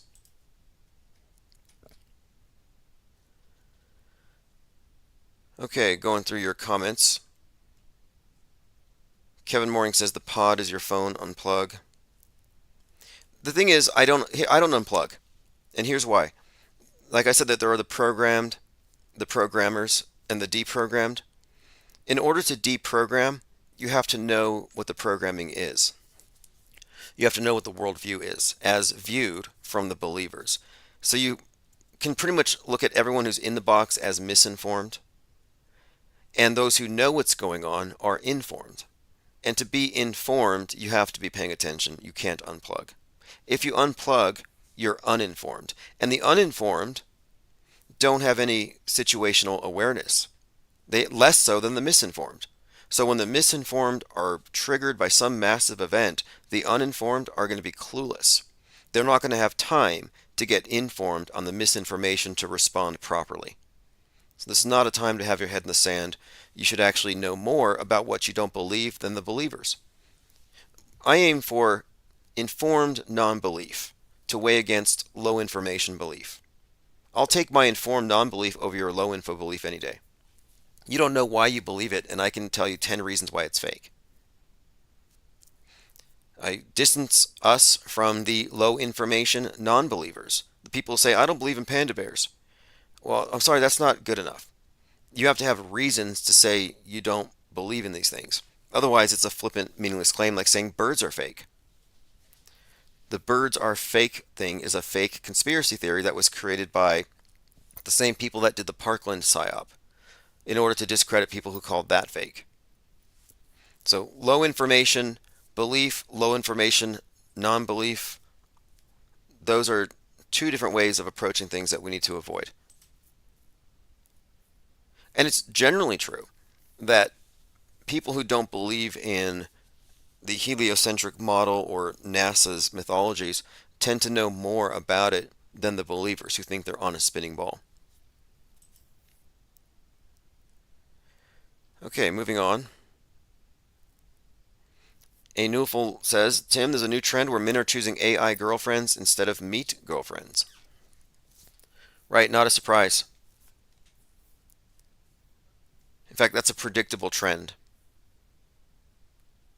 It's like Black Mirror. And so Black Mirror, the movie is all dystopian, this series, Black Mirror. Well, the Black Mirror, the iPhone, it is the monolith, which Kubrick referenced. And the reference in 2001 Space Odyssey, it ultimately refers to the movie screen. So 2 into 1, 2001, and it shows the sun and the moon, the eclipse, that's the 0, 0. So 2 into 1 is really about the eclipsing of the real world, that is the meatverse and the metaverse. And moreover, it's the conflating of fantasy and real. 2 into 1, the subconscious, the darkness that they program, with the light of your awareness. So it's this alchemical processing of mankind where we have been merged with the monolith. We have been processed through this ubiquitous screen, through this black mirror.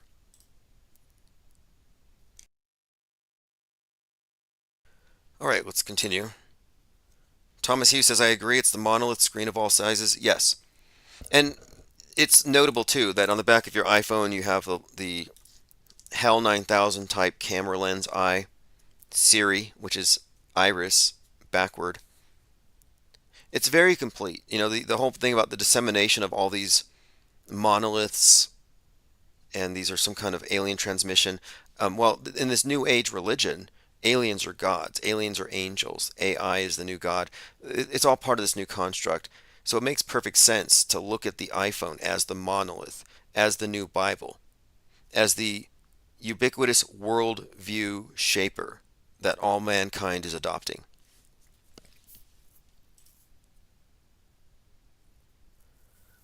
Okay, going into your comments. Ryla05 says, it's like capitalism created a new market, it divided men and women and created an AI girlfriend market. Orders no market, make one. Yes, this is Edward Bernays. Edward Bernays propaganda.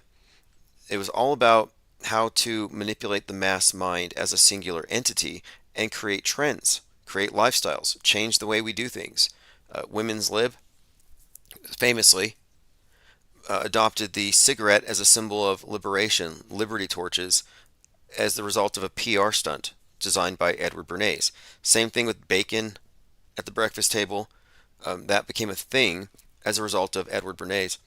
And Edward Bernays was related to Sigmund Freud, and both of these individuals are blood relatives of the and or ancestors of the founder of and CEO of Netflix. So the first CEO and co-founder of Netflix is related to Edward Bernays, all about manipulation of the mass mind. Manipulated to Sigmund Freud, all about getting beneath the hood, knowing our subconscious motivations, how to manipulate us without us knowing. And it makes even more sense when you look at Netflix in particular with predictive programming. Obviously they know something about what motivates people. And Netflix obtained all of your direct messages on Facebook. All of your browser histories have been assessed. They know everything about us. And as far as marketing goes and capitalism, look at how the horror story of 1984 was that you would never have privacy. And they've used marketing and capitalism to destroy the very concept of privacy, where now it's all about commodifying that, making the private public. Everything goes public. Privacy is a thing of the past. Social media, you put your family photo albums, your entire history, you log your every meal, and you just vomit out all of your thoughts, so it's a mind-reading machine, and there's no secrets between you and Big Brother. In fact, people get miffed if Big Brother's not getting them enough attention. They blame the algorithm. It's like, choose me, Big Brother, spotlight me. So they sold us on the nightmare. Instead of having to surreptitiously plant cameras everywhere, they condition us that, yeah, if you don't have your camera with you everywhere at every time, you're going to have separation anxiety. People take their phones into the showers with them. It's actually far worse than 1984 than he ever could have imagined. I mean, worse, it depends on how you look at it. I'm just saying it's more extreme and egregious. Brave New World is far more, I think, close to what we're describing here, which is where we get the phrase sea of irrelevance. And this is what I refer to when I talk about the media, the news. They give you so much news you can't parse it all on your own. So you rely on blue checks, you rely on filters, and most of it's irrelevant. That's why we refer to this as the raft, by the way. When penguins aggregate on the water, it's called a raft.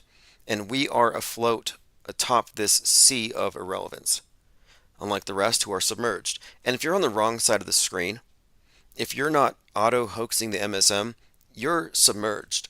It's now an ocean. You're in the ocean of irrelevance. It's like people are like cheering and throwing parties because Julian Assange is out. It's like, sorry, Julian Assange is not an auto-hoaxer. He's a world stager. He's still confined within the political horseshoe. No agency. You don't have any real agency if you're not deprogrammed. Look at Truman. Was Truman in the Truman Show? Was he someone who what you describe as free-willed? Absolutely not. He believed all the lies and he was a total conformist, a fool and a dupe.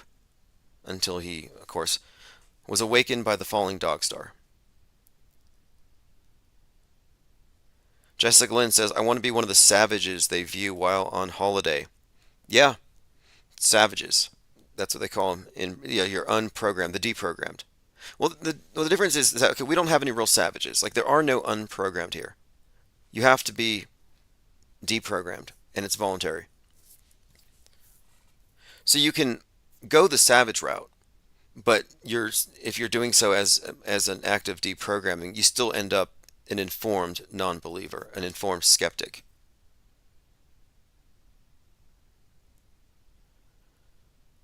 Thomas Hughes says this is one of the handful of rafts. Yeah, see, this raft is unique, and we're growing this raft, but we're exercising a great deal of quality control. That's why we're shooting down the ISS and clearing the skies of chemtrails and debunking things like Mandela effects because we don't want to be outnumbered by believers. We are specifically fomenting a culture of skepticism, and disbelief. Informed disbelievers, specifically, informed disbelievers, exercising a stable posture of skepticism with regard to the monolithic media. And this small group, relatively small, would be canceled, be destroyed, be diluted if we said, okay, chemtrail believers, you're welcome here, because we'd be outnumbered. And a chemtrail believer isn't someone who believes in chemtrails. It's someone who falls for loaded questions, shifting of the burden of proof, appeals to ignorance, appeals to motive. They fall for a host of logical fallacies. So we can't have them on the raft. It would tip this thing over.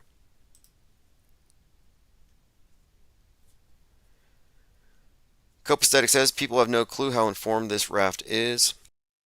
Well, truthers have been walking around for years with the truther badge thinking that they are the embodiment of truthiness because they disbelieve the news in a very knee-jerk, reactionary fashion.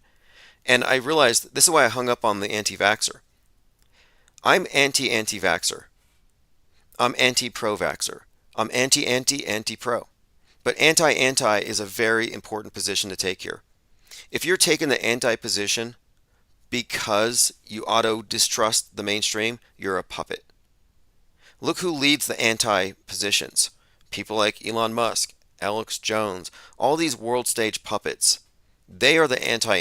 Do you want to follow the QAnon shaman? Imagine following that guy up some stairs, like into a Capitol. Like he smells like roadkill. Why would you follow that? So I reject the antis. Anti is always controlled opposition. And we used to let them in. Oh, you're anti that, therefore you're one of us. It's like, nope. That's why I'm voting for Biden.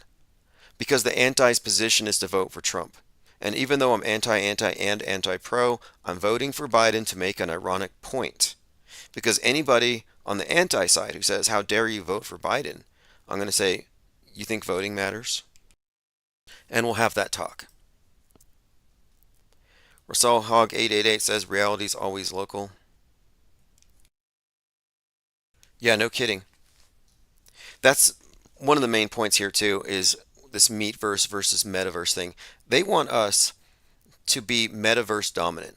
They want us to be focused through this filter as though it's a window to the world informing us, when it's a filter conforming us to a worldview. And I see people walking around all the time with their faces glued to their screen, and I'm not necessarily criticizing it, but to me it's kind of an indicator, of where people are at, where their focus is. And that is an influencer. That is an influence. It's a filter. And again, I'm not saying unplug from it, but it's about using it, not being used by it, and recognizing it for what it is. And most people don't know. And that's fine. I'm not here to wake up the dreamers. We do, at times, kind of butt heads with the truthers and those who are espousing certain truther orthodoxies, because many truthers have become propaganda mules. And they need to be called out on it, and hopefully they can correct course and join us. Or if not, they can take a firm stance on their wrong answers and help differentiate what they're doing from what we are doing. We don't want to mix. We want to have a quarantine. We want to have a pure auto hoax only off-world stage perspective, very ivory tower, inactivist, peaceniks. Otherwise, we're going to be lumped in with psychological operations meant to discredit or destroy what we're doing. I mean, consider how Justin Moan, whose trial has been postponed to August because he's mentally unfit. Justin Moan, the guy who cut his FBI father's head off and put it online and called for a revolution, called for a French Revolution. Like, that person, in the minds of the media, is doing what we're doing. Oh, he's a conspiracy theorist. He doesn't trust the government, and he's going to call for some kind of revolution. So to distance ourselves from characters like that, we have to take this anti position. Because I don't want to be in agreement with any of these manufactured fake terrorists. Flozik says, truthers believe celebrities are inverts. I stopped believing that BS once they claimed Shaq was born a female. I stopped believing them when they claimed that Stormy Daniels was born a male, and they refused to look at her. How many decades of content? There's like 40 years or whatever that she's been doing films and stuff. You could prove to yourself, but they won't. It's unfalsifiable. And now that's an important concept, unfalsifiability here. If your theory can't be falsified, if no evidence will prove you wrong, then it's crap. It's not valid. This is the basics of the scientific method. You should be trying to debunk your own theory to ensure it's the best possible explanation. If there's something better, it needs to replace it. And you can't ignore evidence. And that's what they do. They often do. They'll say, "Oh, this person got a brow implant. This person had their trachea shaved." So they have these ways of always being right if you find a contradiction to their rules. And what we're doing here, yeah, I'm saying I don't trust NASA. I don't believe their cartoons are real. But if somebody showed me evidence, then of course I'm going to have to change my take on things. And not only that, but I'm not running, like, people block me. These transvestigation fetishists will block me when I ask them, "Well, what about Sylvester Stallone? Look at this video." Show them a link, they won't want to confront it, and they block me. But I'm not blocking people who counter what I'm saying, who contest what I'm saying, who disagree with me.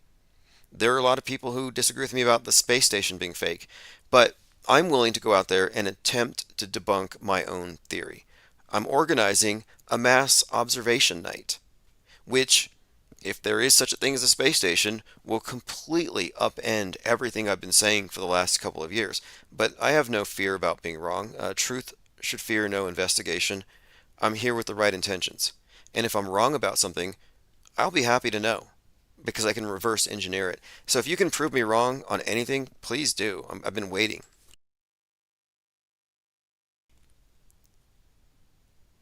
Ryler05 says, in the show Dragon Ball, the main character Goku tapped every woman on the foot to see if they were women. Maybe that's what the trans psyop people should do to make sure they're real women. Oh, that's not workable. The transvestigation movement, Mandela effects, these are very similar, in fact, to the fake panda thing. And these are what I call low information beliefs.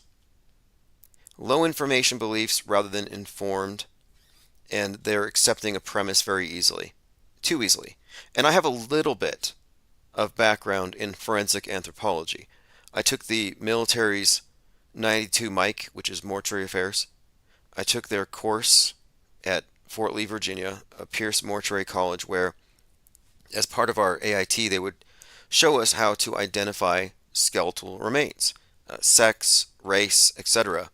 And there are multiple skulls that you would assess it by, various types, and they had them categorized into broad categories. The people who are claiming that every celebrity is inverted in gender and they're hiding it, whatever, based on their skulls, are only using one single skull overlay. I remind them of this and they block me. So they're pretending at forensic anthropology, and all they can say for it is they spent. How'd you spend your summer, Mr. E? Looking at celebrity crotches. Ask any one of these T-vestigators how many celebrities they have poured over, and it's going to number in the tens of thousands. It's a weird obsession. I mean, it's a fetish, is what I call it. It's out of control. But that's going to stay in Trutherville. There's none of them on this raft.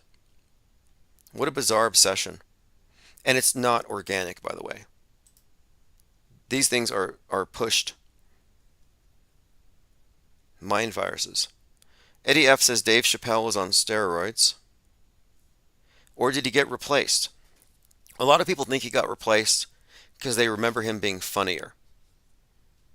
That he sold out or he was cloned. And aging accounts for a lot of stuff. People forget that celebrities do age. There's a lot of Photoshop in old pictures and headshots. Personally, I think it's a conspiracy theory that he was ever funny. Lieutenant Weinberg says, did Mr. E block you? I like that dude. Mr. E and I have never actually interacted, but I'm familiar with his work. And he is one of these who has anonymously fomented this notion, but he won't confront anything that contradicts his unfalsifiable theory. Okay, let's see what else we have here. Ryla05 says facial bones do grow as you age. Yeah, Mr. E is like one of the top in this field of research, if you want to call it that. But I looked into it like I look into a lot of things, and I can prove for myself it's not true because I have all these, like my ring finger, I think is too long compared to my pinky or however that works. They look at hands and they make these claims. But the people who follow this stuff are gullible. You could say all dogs are cats and they'll believe you. Mr. E could do this thing. All cats are dogs. Here's how you can tell.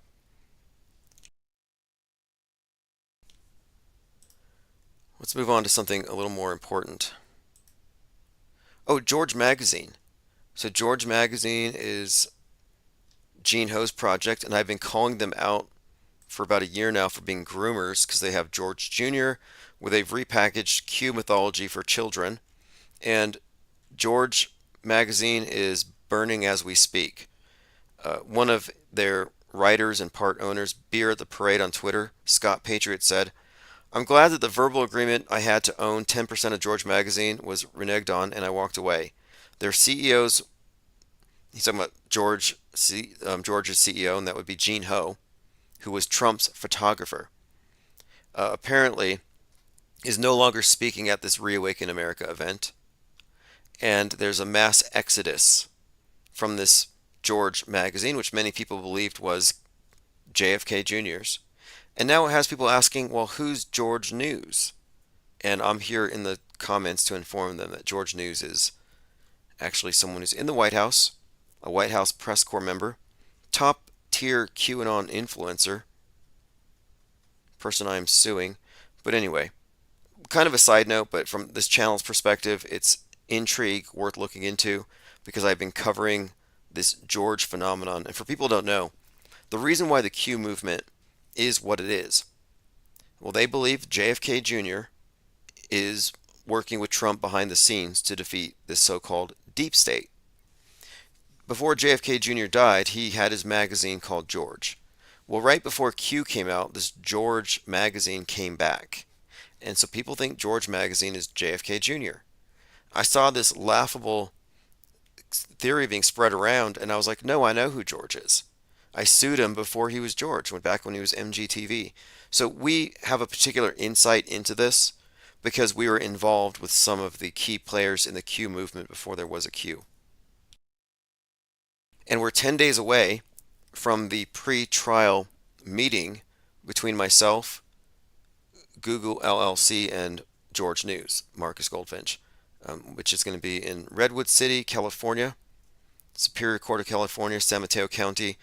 I sued, for those who haven't heard this, most of you have, I sued an individual for cyber stalking, among other things, and he had hijacked my YouTube channel by falsely claiming to be me to YouTube's legal department. So I sued them both. And it's not at trial yet. There's been this back and forth, but the pre-trial meeting is in 10 days. And so I'm expecting some development then. All parties have been served. I've done my part. I've made my intentions clear as for what I intend to do with this because it's a criminal matter that I couldn't get the FBI to jump on, so I took it civil. But my intention is to take this to the next level as soon as it possibly can get there. Okay, let's go through my notes. Yesterday we were pretty rushed. We talked about Shelley Duvall dying. She died at 75, the Shining actress. And this was somewhat notable because The Shining is connected with Apollo 11 and the fakery of the moon landing and Stanley Kubrick. And the movie Fly Me to the Moon just came out a couple days ago with Scarlett Johansson about faking the moon landing. So the timing of it is somewhat conspicuous. I haven't gotten too much deeper into it, but there is that. This morning we spent a great deal of time talking about our plans for the ISS video and how we're going to do these observations. Cubstar said maybe we should do the Chinese space station after, and we will. we'll do these in order. I think there's a lot of questionable things that we need to examine. And I've been thinking about ufology and how UFOs have always been a government psyop. If you haven't seen Mirageman, I recommend it. It's free, it's on YouTube, and it shows you how the contemporary UFO mythology was actually created here in Albuquerque at Kirtland Air Force Base by special agents. The special agents did it as some kind of a disinformation campaign targeting conspiracy theorists. So when, for example, King had said, when you say UFO, unidentified, it just means not publicly known. It doesn't necessarily mean beyond human technology. And I dispute that. When we say a UFO, it's like, oh, it's a UFO. Well, who gets to declare it a UFO? Just some random person who just doesn't know?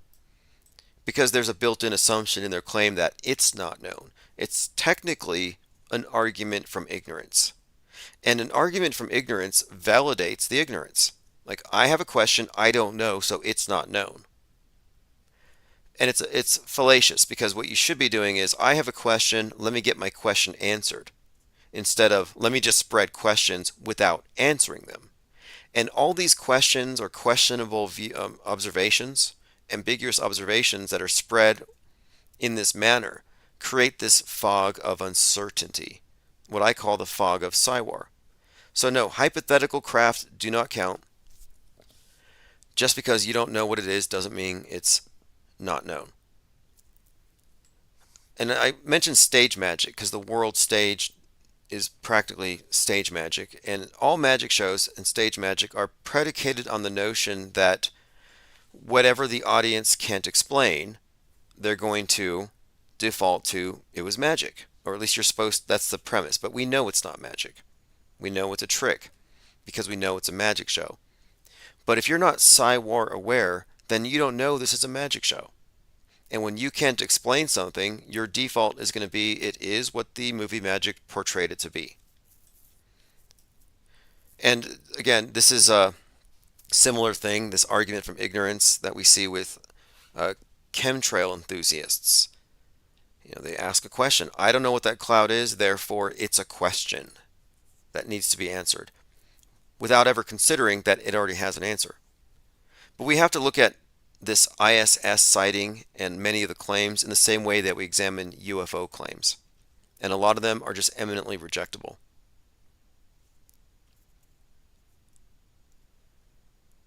Okay, let's see what else we have here. A few other notes I took from earlier today. We've been talking about this ISS thing for such a long time, and I realized this isn't going to get anywhere if we maintain that they own the burden of proof, which they do. So one more time, I want to emphasize that I'm not accepting their burden of proof, but I'm doing them a favor by doing this in order to really get rid of claims that should never have been given a pass. Okay, well, we have quite a few other things to talk about, but we're going to continue this tomorrow for Infinite Planes Saturn Day. We'll have more time for phones. We had a couple of great callers. Thanks for the calls and the chats as always, because this is a think tank, always has been. From its very origin, it used to be a black screen and just the chat. It was about the network of people on the same sheet, the Psywar aware. And that's what we're doing here. This is what separates what we're doing from any other channel, is we are specifically gathering together the Psywar aware and getting all of the naive, the gullible, the unaware off of our raft. That way we can have a solid body of skeptics, which would be formidable if we decide to challenge any of the presuppositions of the world stage model. But you can't challenge it from within the system. You can't wake people up because they're all within the political horseshoe, they're all within the false model, and they accept all of its hyperstitions and its God constructs. We can only reach, this is not going to go anywhere if we bring people along who still adhere to these various God constructs. You have to move past nukes, for example, bowl cut shooters, end times eschatologies, Pippi Longstreth says, where is the raft moving next? Good question. Next is land. When we reach land, then we assemble the tank. And that's going to be taking place in the form of in-person cyber symposiums based around the book Auto Hoaxology 101, sort of like a book tour, but directed towards people who are already readers, like discussions. And we're going to be focusing each of these meetings on very specific events or phenomenon. For example, the ISS. All right, this is Auto Hoaxology by Symbia. I'm going to put a link to the track below. We'll be back tomorrow for Infinite Plane Saturday. Get on the newsletter. Link is below. On the screen doesn't make it real. I don't take the red pill, I don't take the blue pill. I just choose to follow my dreams, auto hoax and chill. I stepped off the world stage and I moved away from all the fake outrage and the hearsay. And I don't give the time of day to those that naysay, because they got a bad case of the mind age. I stepped away from the game entirely. I won't be caught up in their lame dichotomy. I stepped away from the cage entirely. I'm free today and my mind's been set by reading out. Shout out really quick, Harmon Walker. Thank you for that. Just got that. Click the links below. See you all tomorrow. Cause I've been reading auto hoaxology. Nothing can bother me. Auto hoaxology. Won't put the screen before it's blasphemy. I won't become another mind war casualty. I came up out the realm of possibility to take the helm of this reality. Cause I've been chillin' reading auto hoaxology, rejecting all the expectations of the auto believer, to become a new creation on 90 seconds. Standing on the sword of truth, I step the backs of deceiver, demanding burdens for the proof from all the hacks and believers. I stepped away from the game entirely. I won't be caught up in the lame dichotomy. I stepped away from the cage entirely. I'm free today and my mind's been set by reading auto hoaxology. Out of the control system finally. I know where to go if you follow me. Cause I've been reading auto hoaxology. Nothing can bother me. Auto hoaxology. Won't put the screen before it's blasphemy. I won't become another mind war casualty. I came up out the realm of possibility to take the helm of this reality. Cause I've been chillin' reading auto hoaxology, suspending all the judgment. You won't get a reaction. Won't defend it, I won't budge until I get all the facts in. I won't argue with the bots about the next current thing.